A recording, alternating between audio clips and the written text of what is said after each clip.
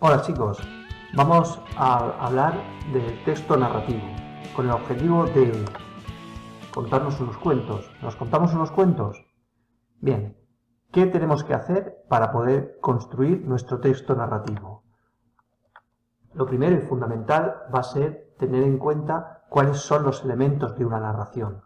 ¿Os acordáis de ellos? El primero y más importante sería el narrador. El narrador puede ser de dos modalidades. Un narrador en primera persona, aquel que está dentro de la historia, y un narrador en tercera persona, es decir, que cuenta la historia desde fuera de la propia historia. Como por ejemplo, Juan estaba viendo la televisión en su casa mientras recordaba lo que la maestra le había dicho la mañana anterior. Su mente no paraba de pensar. Sabía que tenía que ponerse a hacer la tarea. No dudó más y corrió a la habitación para empezar los deberes y así dejar su conciencia tranquila. Si este texto lo pasamos a primera persona, quedaría así. Estaba viendo la televisión en mi casa mientras recordaba lo que la maestra me había dicho la mañana anterior. Mi mente no paraba de pensar, sabía que tenía que ponerme a hacer la tarea, no dudé más y corrí a la habitación para empezar los deberes y así dejar mi conciencia tranquila.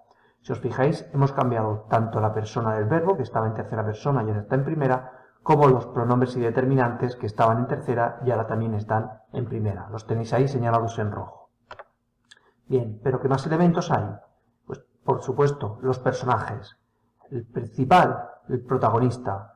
Los personajes protagonistas son aquellos sobre los que va a girar toda la historia. Y enfrente de ellos van a tener a alguien, a su oponente, el antagonista, aquel personaje que se opone, que intenta evitar que el protagonista consiga su objetivo. Y también tenemos los personajes secundarios, que son un grupo de personajes que no van a aparecer durante todo el relato y que ayudarán a los protagonistas a conseguir sus objetivos. Bien, dos elementos también importantes son el lugar y el tiempo. El lugar donde se va a desarrollar la acción puede ser abierto, por ejemplo, un jardín, o cerrado, por ejemplo, el instituto. Pero es que además podemos crear un lugar real, imaginaos que basamos nuestra historia en Madrid, o un lugar imaginario, la basamos en una ciudad de cuyo nombre no nos acordamos, o podemos crear un lugar fantástico, ese mismo Madrid que hemos creado antes, con coches que vuelan, o la capacidad de las personas para teletransportarse. Y el tiempo. Con el tiempo nos va a dar mucho juego en nuestra narración. Podemos contar el cuento desde el principio, la narración desde el principio. Érase una vez una joven princesa cuya madre había muerto y su padre había casado con una malvada madrastra. Lo podemos contar desde la mitad de la historia. Cuando Blancanieves mordió la manzana, se dio cuenta que tenía un sabor extraño. Enseguida empezó a sudar y mientras caía desvanecida recordó que su madrastra. O podemos contar la historia desde el final. Al sentir el beso del príncipe, Blancanieves despertó de su largo sueño.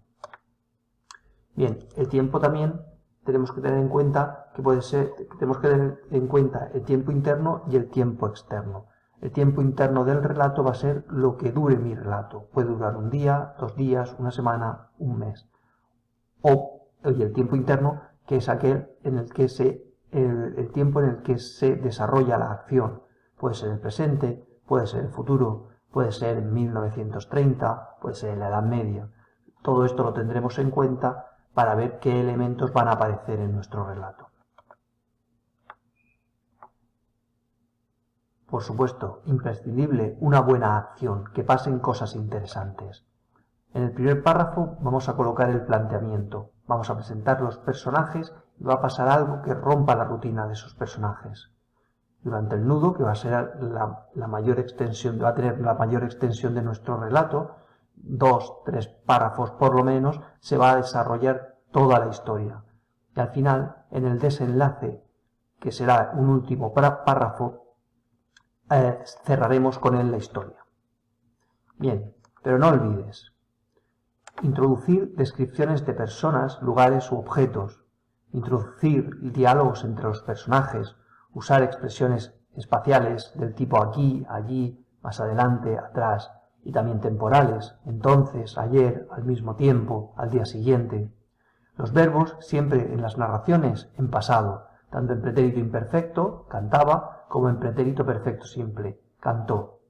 Y no olvidéis de, aparte de usar verbos de acción, usar también verbos de lengua para introducir los diálogos.